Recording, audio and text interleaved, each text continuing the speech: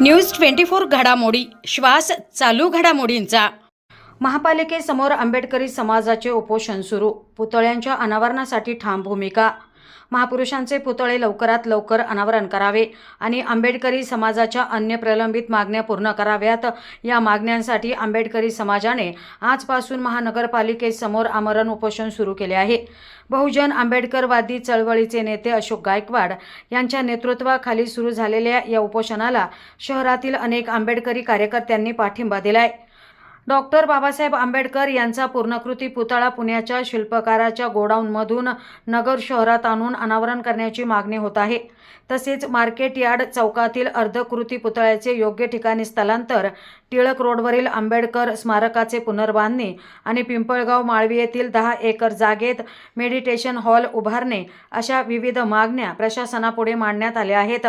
या आंदोलनाला चर्मकार संघर्ष समितीचे शिवाजीराव साळवे, विजय भांबळ, दीपक अमृत, प्राध्यापक भीमराव पगारे आणि अन्य नेत्यांनी पाठिंबा दिला असून प्रशासनाने तातडीने पावले उचलावी, अन्यथा आंदोलन अधिक तीव्र होईल असा इशारा यावेळी देण्यात आलाय।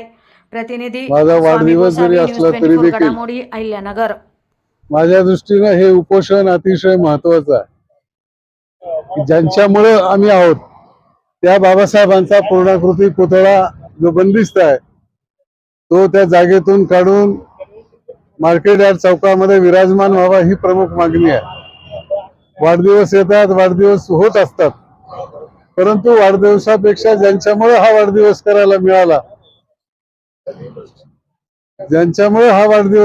मिळाला त्या महामानवांच्या पूर्णाकृती पुतळ्याच्या संबंधी निर्णय महानगरपालिकेने घ्यावा यासाठी आज आमरण उपोषणाला बसलेलो आहोत।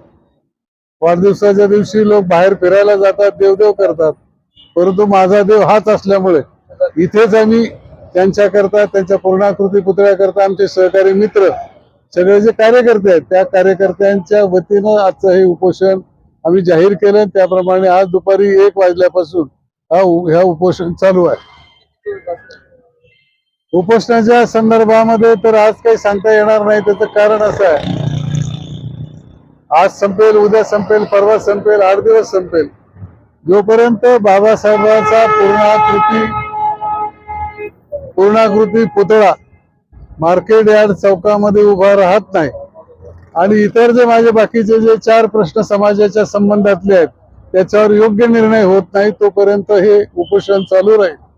आणि त्यामुळं लोकांना असं वाटलं की हे उपोषण दुपारी संपेल, संध्याकाळी संपेल, परंतु जोपर्यंत निर्णय होत नाही, मग अशी महानगरपालिकेचे अधिकारी येऊन चर्चा करून गेले, पण ते चर्चा करत असताना ज्या काही त्रुटी आहेत त्या त्रुटी त्यांच्या निदर्शनाला आणून दिलेल्या आहेत।